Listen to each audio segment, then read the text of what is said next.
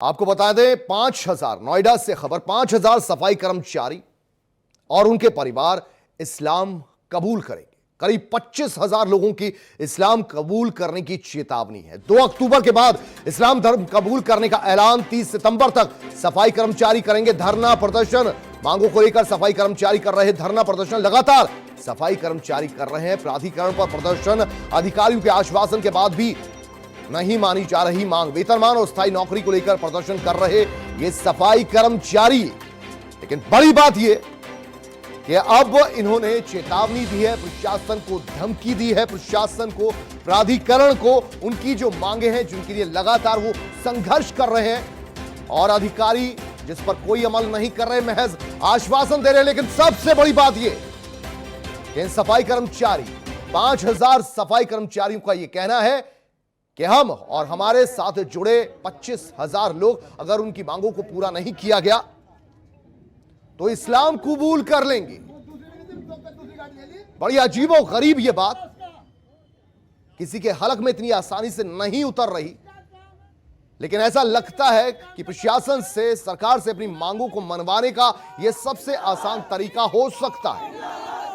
हालांकि संघर्ष बहुत किया सफाई कर्मचारियों ने, नियमितीकरण के लिए, रेगुलर होने के लिए और तमाम अन्य बेनिफिट्स जो हैं बकाये को लेकर, उन सभी को लेकर प्राधिकरण को बार बार सचेत किया, चेताया, लेकिन अभी तक उनकी मांगों पर कोई हामी नहीं भरी गई है। साथियों, मांग हमारी केवल यह है कि पिछले 30 साल से हम लोग नोएडा अथॉरिटी की सेवा करते चला रहे हैं। 30 साल से धरने प्रदर्शन, हड़ताल भी आए साल होती रहती है। हर 6 महीने बाद हड़ताल जरूर होगी नोएडा के अंदर। मांग हमारी यही है, कमीशन खोरी नोएडा अथॉरिटी से बंद की जाए, कॉन्ट्रैक्ट वेज नोएडा अथॉरिटी से बंद किया जाए। सभी कर्मचारी को विभागीय संविदा पे लागू करके, सब कर्मचारी विभागीय संविदा पे लागू करके विभाग से जोड़ दिया जाए और कोई मांग नहीं, ना कोई हमारा किसी से विरोध है, ना कोई वो है, केवल कमीशन खोरी। तो ये सफाई कर्मियों के नुमाइंदे और इनका यह कहना है कि पिछले 30 सालों से दरअसल ये प्राधिकरण के तहत सेवा करते आ रहे हैं नोएडा की, लेकिन इनकी बातों को, इनकी मांगों को हर बार अनसुना किया। हर साल उन्होंने संघर्ष किया, हर साल उन्होंने हड़ताल की, प्रशासन तक अपनी आवाज पहुंचाने की पूरी कोशिश की, लेकिन बात नहीं बनी। और अब नहीं बनी तो हम मुसलमान बन जाएंगे, ये बात भी सामने आई है। इसी बात पर आज चर्चा करेंगे। भला इतना आसान है क्या छोटी या कोई बड़ी बात हो उसको लेकर धर्म की दुहाई देना, धर्म बदलना, क्या इतना आसान है या फिर इतना जायज है? यह समझने की कोशिश करेंगे। ओम सुधा, राष्ट्रीय महासचिव SC/ST परिसंघ, वो हमारे साथ जुड़ी हैं। बहुत बहुत स्वागत है आपका। यति चेतनानंद सरस्वती, हिंदू धर्म गुरु हैं, वो भी हमारे साथ जुड़े हैं। सबसे पहले ओम सुधा, आपसे ही बात करते हैं। ओम सुधा जी, ये बताइए कि दरअसल नोएडा प्राधिकरण में ये जो सफाई कर्मी है, इनका ये कहना है 30 साल से वो सेवाएं दे रहे हैं और 30 साल से सेवाएं देने के बावजूद उनकी मांगों को अभी तक दरकिनार ही किया जा रहा है, उन पर गौर नहीं फरमाया जा रहा। लेकिन ये जो धमकी है, ये जो चेतावनी है कि 5,000 सफाई कर्मचारी या उनसे जुड़े लोग, कुल मिलाकर 25,000 लोग इस्लाम धर्म कबूल कर लेंगे, इसके क्या मायने हैं, इसकी क्या वजह है, क्या जरूरत आन पड़ी है और यह जायज है या नाजायज है? ये बिल्कुल ही जायज है और ऐसा इसलिए मैं कह रहा हूँ, या सफाई कर्मचारी ऐसा इसलिए कह रहे हैं क्योंकि आज देश में जो सरकार है वो खुद को हिंदूवादी कहते हैं कि ये हिंदूवादी लोगों की सरकार है और है भी। यह सरकार संघ से जुड़ी हुई है और भाजपा खुले तौर पर एक हिंदुत्व वाली सरकार है जो हिंदुत्व की बात करती है। इस सरकार के लिए आज सबसे बड़ा एजेंडा है हिंदुत्व बचाना और बताना और हिंदुत्व को कैसे आगे बढ़ाया जाए उसके लिए काम करना। ऐसी परिस्थिति में अगर सरकार लोगों के प्रदर्शन को नहीं मान रही है, लोगों की मांगों को नहीं मान रही है, कहा गया कि जो हम हिंदू धर्म को छोड़ देंगे, तो कोई गलत नहीं कहा जा रहा है, क्योंकि सरकार के लिए विकास नाम की कोई चीज नहीं है। इस सरकार के लिए ना बेरोजगारी मायने रखती है, ना अर्थव्यवस्था मायने रखती है, न लेकिन सुधा जी, यहाँ सवाल ये उठेंगे, ओम सुधा जी, किसानों का जीवन। ओम सुधा जी, मेरा सवाल आपसे ये है, हरगिज आपकी जो मांगे हैं, को जो हरगिज है आपकी हिंदू मांगे पूरी तरह जायज होंगी, इसमें कोई दो राय नहीं, जायज होंगी, लेकिन और भी तरीके हो सकते हैं। धर्म कोई मकान नहीं है कि आज फरीदाबाद में लिया और कल नोएडा में ले लिया, परसों फिर चले गए गाजियाबाद। आप धर्म को इस तरीके से तोलते हैं।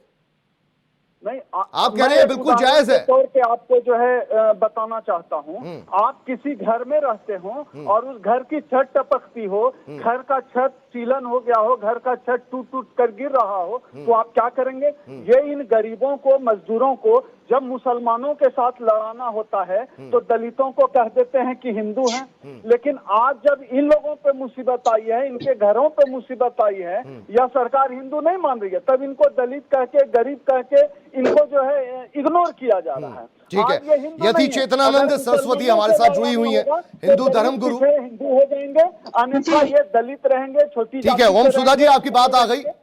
अब यतिमा चेतनानंद सरस्वती, इनका भी व्यू ले लेते हैं। यतिमा चेतनानंद सरस्वती जी, जैसे कि उन्होंने बात कही कि हिंदुत्व के एजेंडे को आगे बढ़ाने की कोशिश ये सरकार लगातार कर रही है, मुसलमानों से दलितों का संघर्ष करवाना तो उन्हें आगे कर दिया जाता है, ऐसा कहना है ओम सुधा जी का, हमारा नहीं। और जब काम की बात आती है, उनके विकास की, उनके उत्थान की बात आती है, उनकी मांगों को मानने की बात आती है, तो फिर आगे कोई कदम नहीं बढ़ाया जाता। ऑप्शन क्या बचता है इन लोगों के पास? सफाई कर्मी जो 30 साल से सेवाएं दे रहे हैं। देखिए, बड़ी अजीब सी बात है कि कांग्रेस का शहाबुद्दीन जो महानगर अध्यक्ष है कांग्रेस के, उन्होंने राष्ट्रीय अध्यक्ष प्रियंका गांधी, अभी मतलब इसमें जो मेरे पास जो डिटेल है, राष्ट्रीय अध्यक्ष प्रियंका गांधी जी को एक पत्र लिखा है। इंटेंशन बहुत साफ जाहिर होती है, सरकार से मांगे नहीं मनवाई जा रही है, सरकार पर दबाव बनाया जा रहा है।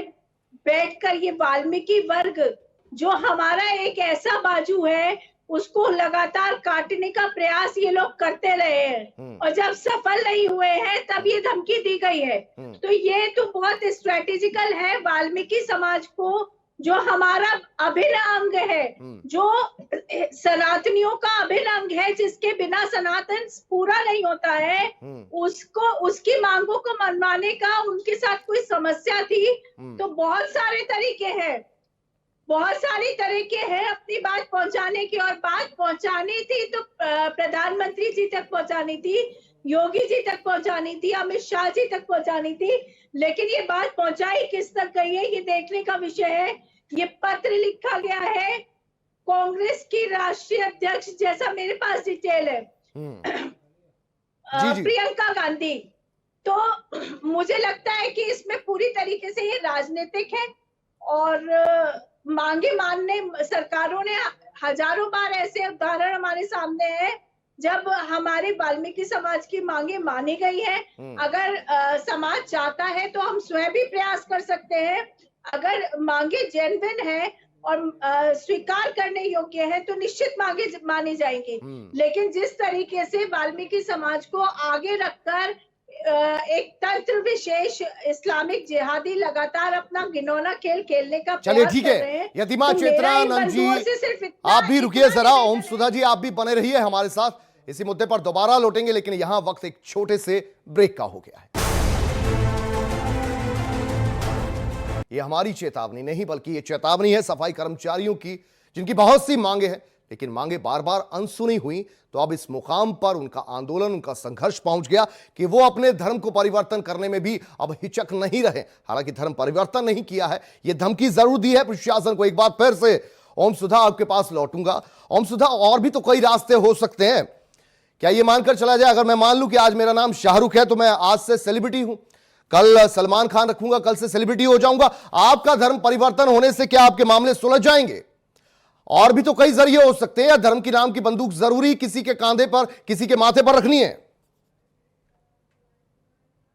नहीं है सर, जिस धर्म में आज दलित, उनके शोषण की जड़ें गहरी पैबस्त हैं हिंदुत्व में, दलितों का। आप बताइए, जिस देश 21वीं सदी में होने का दम भरता हो, विश्वगुरु होने का दम भरता हो, जो 3000 करोड़ की मूर्ति लगवा सकता है, इस देश में सीवर सफाई करने के लिए मशीन नहीं लगवा सकता। आज भी इस देश में हजारों लोग, 22 से 24 हजार लोग सीवर में उनकी जान चली जाती है गटर सफाई करते हुए। इस देश की सरकारें जो 3000 करोड़ की मूर्ति बनवा सकती है, जो हजारों करोड़ का मंदिर बनवा सकती है, क्या इस देश में सीवर सफाई करने के लिए मशीन नहीं ला सकती है? आज जब इस देश के दलितों के पास रहने के लिए घर नहीं है, पेट में रोटी नहीं है, तो उनको हिंदुत्व के नाम पर आप बाबरी मस्जिद तो तोड़वा देते हैं, दंगे तो करवा देते हैं, हिंदू तो बना देते हैं, लेकिन आज जब वो मुसीबत में हैं, उनके पास घर नहीं है, वो भटक रहे हैं दर बदर, तो आज वो हिंदू नहीं रहे, आज वो कोई कुर्मी दुसाद चमार मुसर मेहतर हो गए हैं। सारा हिंदुत्व का लेकिन ओम सुधा जी, दरअसल किसान भी तो आप देखिए ना, किसान भी मुफलिसी के चलते रोजाना आत्महत्या करते हैं, और भी कई जगह ऐसी बातें सामने आती हैं। धर्म परिवर्तन की तो कोई बात नहीं करता। चलिए इस मुद्दे पर लौटेंगे। फिलहाल हमारे साथ हमारे संवाददाता नोएडा से गिरीश नारायण भी जुड़े हैं। सबसे पहले उन्हीं का रुख करेंगे। गिरीश, आपसे जानना चाहेंगे, ये जो पूरी मीटिंग हो रही थी, या फिर जो सफाई कर्मचारी धरने पर बैठे हुए थे, उसके बाद उनके नुमाइंदे बाहर निकलकर सामने आए, बहुत सी बातों का जिक्र किया, और इसमें सबसे बड़ी बात का जिक्र यह कर दिया कि हमारी मांगे पूरी नहीं होती हैं तो फिर इस्लाम धर्म को कबूल कर लेंगे। 5000 नहीं, कुल मिलाकर 25,000 लोग, ये धमकी दी जा रही है। मैं आपसे ये समझना चाहूंगा, यहां पर जितने सफाई कर्मचारी आए थे, उनकी रजा कुछ ऐसी है, या फिर जो उनके नुमाइंदे हैं वो उन्हें गुमराह कर रहे हैं? मैं आपको बताऊं कि जो सफाई कर्मचारी हैं सिर्फ आज से प्रदर्शन नहीं कर रहे हैं, पिछले कई सालों से लगातार ये लोग प्रदर्शन कर रहे हैं। 20 से 25 साल इनको हो गया है जब ये प्राधिकरण में ड्यूटी कर रहे हैं, लेकिन इनको अभी भी ये अस्थायी कर्मचारी है, तमाम जो सुविधाएं हैं उनको नहीं मिल रही है। तो आज जब ये लोग धरना प्रदर्शन करने बैठे तो हमारी जो सबसे बात हुई, सबका एक सुर में ही कहना है कि अगर उनकी मांगे नहीं पूरी की जाती हैं तो वो अपने परिवार सहित इस्लाम धर्म कबूल कर लेंगे। तो सब एकजुट हैं कहीं ना कहीं, क्योंकि लगातार जो प्राधिकरण की तरफ से उन्हें ठगा जा रहा है, लगातार अधिकारी आश्वासन देते हैं उन्हें, और उसके बाद जैसे ही कुछ दिन बीतते हैं तो उसके बाद वो सारी चीजें भूल जाते हैं। अच्छा, क्या कुछ मांगे हैं गिरीश नारायण, जो और खास तौर पर कमीशन खोरी की जो बातचीत आती है, क्या रेगुलर करने के लिए, नियमितीकरण करने के लिए क्या चढ़ावा चढ़ाना पड़ता है? बहुत बड़ा ये चढ़ावा होता है, क्या मुश्किलातें क्या है इनकी? एरियर है, कोई बकाया है? जो मुख्य इनकी जो मांग है, जो मुख्य मांगे अगर मैं इनकी कहूं तो कई सफाई कर्मचारी ऐसे हैं जो 20 से 25 साल इनको हो चुके हैं, लेकिन इनको स्थायी नहीं किया गया है। ठेकेदार के माध्यम से इनको सैलरी दी जाती है, जिसमें काफी कमीशन खोरी होती है। हमारे साथ कुछ लोग हैं, उनसे हम जानते हैं कि किस तरह से जो कमीशन खोरी की जाती है। सतवीर जी, जो आप लोग यहाँ पर आए हैं, स्थायी मांग की है आपकी, ठेकेदारी प्रथा खत्म हो, तो क्या दिक्कतें आती हैं ठेकेदारी प्रथा होने से? देखिए, हम लोग पिछले 30 साल से नोएडा अथॉरिटी की सेवा कर रहे हैं।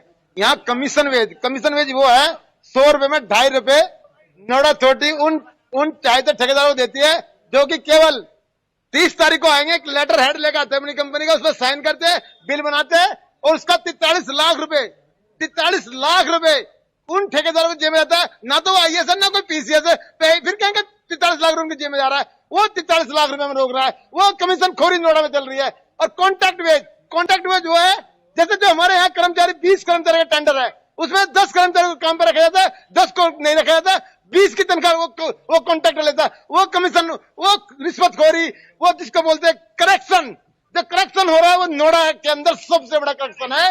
इससे बड़ा करेक्शन नोएडा के अंदर, पूरी यूपी के अंदर कहीं भी नहीं होगा। अच्छा, ये गिरीश, ये बताइए, और लोग भी बैठे हुए, सफाई कर्मचारी आपसे समझना चाहेंगे, और भी बहुत से सफाई कर्मी भाई बंधु बैठे हुए हैं, उनसे आप पूछिए कि वाकई अगर आपकी मांगे पूरी नहीं होती है, जायज मांगे, इसमें कोई दो राय नहीं, लेकिन अगर जायज मांगे पूरी नहीं होती हैं तो क्या धर्म परिवर्तन करेंगे अपना?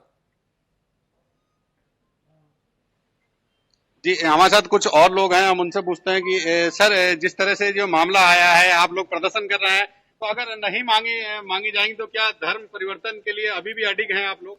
बिल्कुल अडिग हैं, क्योंकि इस सरकार से ज्यादा हमारा शोषण किसी भी सरकार में नहीं हुआ। सरकार तो बहुत ही, किसी ने हमारा भला नहीं सोचा, लेकिन जितना शोषण हमारा बीजेपी सरकार में हो रहा है, उतना शोषण हमारा किसी सरकार में नहीं हुआ है, और लगता है भविष्य में भी इससे ज्यादा हम कुछ ठीक है। पूरी जिम्मेदारी राज्य सरकार व नोएडा प्राधिकरण की होगी, क्योंकि एक तरफ तो बनारस में हमारे माननीय प्रधानमंत्री जी हमारे चरणों को धोते हैं, और दूसरी तरफ यहाँ ये प्राधिकरण हमारी बहन बेटियों पर और हम लोगों पर लाठी बंजवाता है, तो क्या सोचा जाए चीज। तो ये आपने देखा कि चलिए प्राधिकरण ठीक, की जो गिरीश लगातार आपको लापरवाही है रोकेंगे, उसको लेकर जो यति सफाई कर्मचारी है जो सरस्वती का सालों रुख से करेंगे। यहाँ गिरीश पर काम आपको रोकेंगे। यति चेतनानंद जी, ये बताइए कि इतने बड़े आरोप लग रहे हैं, अंदर इतना बड़ा घालमेल चल रहा है, इतनी बड़ी फोर्स जो कि जिसकी तादाद 5000 है, उनके नुमाइंदे ये कह रहे हैं कि कॉन्ट्रैक्टर जो है 30-30 की भर्तियां होती है, 10-10 लोग रखते हैं, 20-20 लोगों के पैसे अपनी जेब में डालते हैं। कम से कम प्राधिकरण को लेकर इस बात की जांच तो होनी चाहिए ना, इसके लिए दबाव बनाएंगे आप? मैं अपने इन भाइयों की जो ये भाई मांग कर रहे हैं, इनकी मांग बिल्कुल जायज है।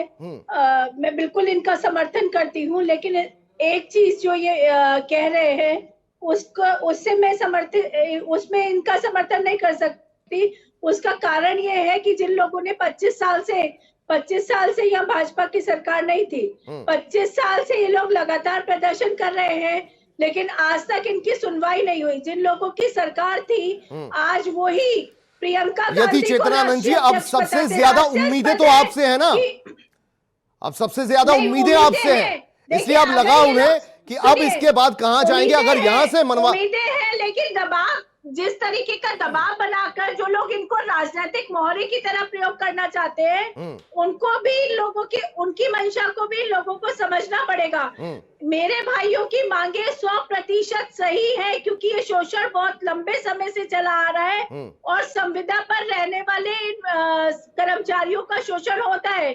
जितना पे स्केल निकल कर आता है वो ठेकेदार खा जाते हैं, वो इनको नहीं मिलता है। उसकी ये जांच, बिल्कुल जायज उसके लिए, मांग है, उसकी जांच के लिए आप लेकिन दबाव इसके लिए बनाएंगी? इस्लाम धर्म को कबूल करना ये जायज नहीं ठहराया जा सकता। ठीक है, ये मुख्तलिफ बात है। ओम सुधा के पास लौटेंगे। ओम सुधा जी, आपसे ये जानना चाहेंगे, ये समझाइए आपकी कि जो दबाव बनाया जा रहा है जो सफाई संगठन है उनकी ओर से, वो अच्छा दबाव है, होना चाहिए। उनकी जो मांगे हैं उसमें कोई दो राय नहीं है। अगर 25-30 साल से कोई संघर्ष कर रहा है, उसकी मांगों पर सुनवाई होनी चाहिए। लेकिन धर्म परिवर्तन को लेकर, और जैसा कि खासतौर पर आपने और नई डीओपीटी ने जो प्रपोजल बनाकर भेजा है सरकार को, कैबिनेट उसे मानती है, तो फिर तो अस्थायी कार्यकाल 5 साल का होने वाला है, प्रोबेशन पीरियड 5 साल का होने वाला है। तो फिर क्या वो लोग भी नाराज होकर अपना धर्म परिवर्तन करना शुरू कर दें? फिर तो यही खेल चलेगा। देखिए, दलितों के लिए धर्म परिवर्तन कुछ नया नहीं है। इस परंपरा की शुरुआत डॉक्टर भीमराव अंबेडकर, जो देश के संविधान निर्माता हैं, उन्होंने की थी। बाबा साहब डॉक्टर अंबेडकर ने लाखों अनुयायियों के साथ हिंदू धर्म को छोड़ा था, और उसके बाद इतिहास रचा गया था कि जब परिसंघ के राष्ट्रीय अध्यक्ष और भाजपा के ही पूर्व सांसद रहे, कांग्रेस के राष्ट्रीय प्रवक्ता डॉक्टर उदित राज ने अपने लाखों अनुयायियों के साथ रामलीला मैदान में धर्म परिवर्तन किया था। उसके और बाद देखा गया है कि देश के कई हिस्सों में दलित धर्म परिवर्तन की ओर जाते हैं। जी यतिमा जी, मैं एक लास्ट कमेंट यतिमा जी का भी ले लेते हैं। जैसा कि मैं शुरुआती दौर में भी कह रहा था कि जो दलितों को जो हिंदू बनाने का ये जो समय काल है, उनका बड़ा लिमिटेड, कि मुसलमानों के खिलाफ खड़ा करना हो तो तभी वो हिंदू होते हैं, बाकी किसी समय में दलित उनके लिए। बहुत बहुत शुक्रिया, आप सभी का वक्त दरअसल हो चुका है। बहुत बहुत शुक्रिया ओम सुधा जी, यति चेतनानंद जी, और हमारे संवाददाता भी जुड़े गिरीश नारायण, आपका भी शुक्रिया जानकारी देने के लिए। यहां यह समझना जरूरी होगा कि जो जो काबिल गौर उनकी मांगे हैं, उन पर गौर फरमाया जाना चाहिए।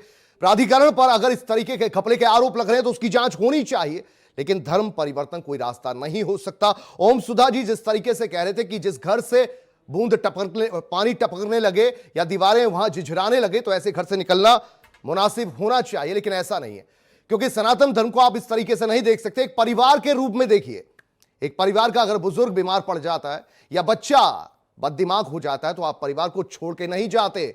इसमें और दूसरी बातों में फर्क है, यह फर्क समझने की जरूरत है। बहुत बहुत शुक्रिया आपका।